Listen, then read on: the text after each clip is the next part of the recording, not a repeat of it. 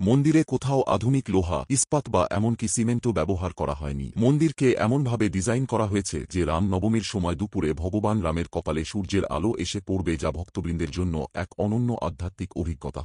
রাম জন্মভূমি ট্রাস্ট অযোধ্যায় রাম মন্দিরের 2000 ফুট মাটির নিচে একটি টাইম ক্যাপসুল স্থাপন করেছে। হাই ফ্রেন্ডস, অযোধ্যা রাম মন্দিরকে নিয়ে সনাতনী ভাইদের মধ্যে উত্তেজনা এক চরম মাত্রায় পৌঁছেছে, যা 5ই আগস্ট 2020-তে প্রধানমন্ত্রী নরেন্দ্র মোদীর রাম মন্দিরের ভিত্তিপ্রস্তর স্থাপনের মাধ্যমে শুরু হয়েছিল। আজ আমরা অযোধ্যার রাম মন্দিরের 10টি এমন ইন্টারেস্টিং ফ্যাক্ট দেখব যেগুলি হয়তো অনেকে জানেনই না। নাম্বার 1, অযোধ্যাকে ভগবান রামের পবিত্র জন্মস্থান হিসাবে বিবেচনা করা হয়। এই পবিত্র রাম জন্মভূমিতে শুধুমাত্র উপাসনার স্থান হিসাবে নয়, প্রাচীন বিশ্বাস এবং আধুনিক বিজ্ঞানের মিশেল হিসাবে নির্মিত হয়েছে অযোধ্যার এই রাম মন্দির। প্রভু রামের জন্য 2.7 একর জমিতে 360টি স্তম্ভের সাহায্যে 3 তলা বিশিষ্ট এই মন্দিরটি নির্মিত হয়েছে। মন্দিরে কোথাও আধুনিক লোহা, ইস্পাত বা এমনকি সিমেন্টও ব্যবহার করা হয়নি। এটি সম্পূর্ণরূপে পাথরের তৈরি। মন্দির কাঠামোর ভূমিকম্প প্রতিরোধ ক্ষমতা বাড়ানোর জন্য এই সিদ্ধান্ত নেওয়া হয়েছে। অযোধ্যার রাম মন্দির 6.5 মাত্রা পর্যন্ত ভূমিকম্প সহ্য করতে সক্ষম এবং 25 বছর পর্যন্ত নিরাপদে থাকবে বলে ধারণা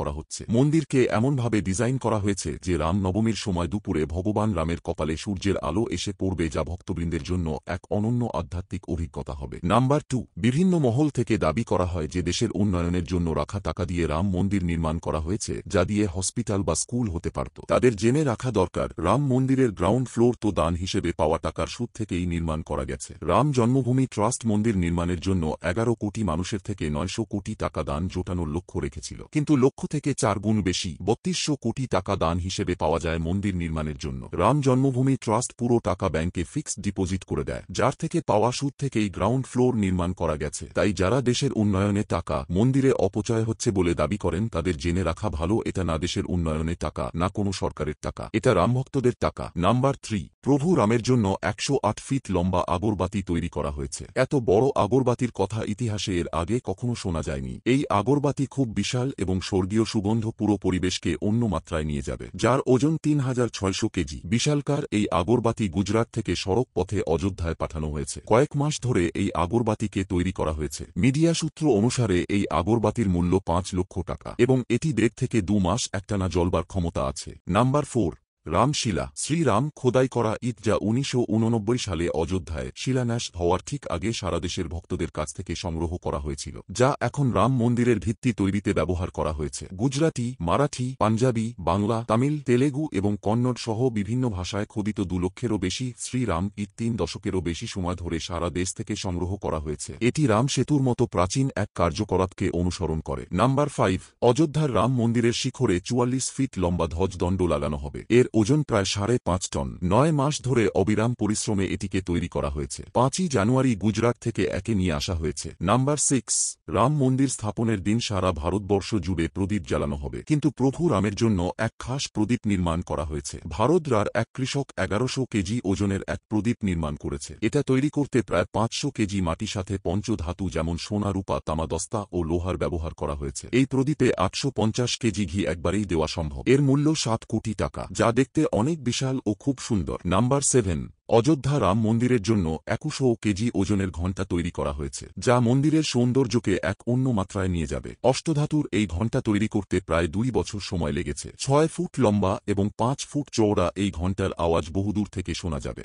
নাম্বার 8, অযোধ্যায় রাম মন্দিরের উপরের তলায় 12 ফুট লম্বা এবং 8 ফুট চওড়া সোনার দরজা সফলভাবে স্থাপন করা হয়েছে। বিশাল মন্দিরটিতে মোট 46টি দরজা থাকবে, যার মধ্যে চিত্তাকর্ষক 42টি দরজা সোনা দিয়ে প্রলেপ দেওয়া হবে বলে আশা করা হচ্ছে। এই সব দরজা গর্ভগৃহের উপরের তলায় বসানো হচ্ছে। নাম্বার 9, পশ্চিম বাংলার চন্দননগরের আলোয় আলোকিত হতে চলেছে অযোধ্যা। অযোধ্যাকে চন্দননগরের আলোর সাজিয়ে তুলতে উত্তরপ্রদেশ থেকে প্রায় 2 কোটি টাকার বরাত মিলেছে বলেও জানা গিয়েছে। ফিরোজাবাদ থেকে শুরু করে অযোধ্যার রাম মন্দির পর্যন্ত আলোর গেট লাগানো হবে। আলোর মাধ্যমে ফুটিয়ে তোলা হবে রামলক্ষণ, সীতা এবং বজরংবলীর ছবি। রাম মন্দির যাওয়ার রাস্তায় থাকবে মোট 300টি আলোর গেট। এই আলোগুলি 1 বছর ধরে জ্বলবে, তাই সেগুলি যাতে সহজে নষ্ট না হয়ে যায় সেই কারণে লোহার কাঠামোর ওপর নতুন ধরনের এলইডি স্ট্রিপ দিয়ে সাজানো হচ্ছে, যার জন্য হুগলি থেকে 150 জন আলোকশিল্পী পাড়ি দিয়েছেন অযোধ্যায়। নাম্বার 10, রাম জন্মভূমি ট্রাস্ট অযোধ্যায় রাম মন্দিরের 2000 ফুট মাটির নিচে একটি টাইম ক্যাপসুল স্থাপন করেছে। টাইম ক্যাপসুলে রাম জন্মভূমির বিস্তারিত ইতিহাস থাকবে। ট্রাস্টের সদস্যদের মতে ক্যাপসুলটি সাইটের নিচে স্থাপন করা হবে যাতে এলাকা নিয়ে ভবিষ্যতে কোনো বিবাদ না হয়। টাইম ক্যাপসুলের সাহায্যে ভবিষ্যৎ প্রজন্ম একটি নির্দিষ্ট যুগ,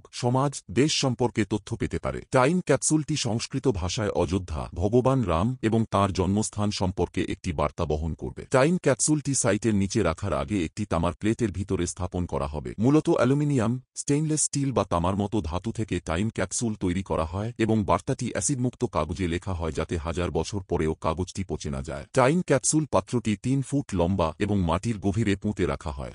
30 নভেম্বর 2017-তে স্পেনের বুর্গোসে যীশুখ্রিস্টের মূর্তির ভিতরে একটি 400 বছরের পুরানো টাইম ক্যাপসুল পাওয়া যায় যা 1777 সালের অর্থনৈতিক, রাজনৈতিক এবং সাংস্কৃতিক তথ্য বহন করে। বিশেষজ্ঞদের মতে এটি প্রাচীনতম টাইম ক্যাপসুল। এদিকে অর্থনীতিবিদরা মন্দিরের হাত ধরে দেশের অর্থনীতি আরও চাঙ্গা হবে বলে আশা করছেন। শুধুমাত্র উদ্বোধনেই হতে পারে 1 লক্ষ কোটি টাকার ব্যবসা। এখানে উল্লেখ না করলেই নয়, থাইল্যান্ডেও অযোধ্যা রাম মন্দির মতো এক রেপ্লিকা তৈরি করছে সেই দেশের সরকার। ভিডিওটি ভালো লেগে থাকলে বেঙ্গলি চ্যানেলটি সাবস্ক্রাইব বা ফলো করতে ভুলবেন না।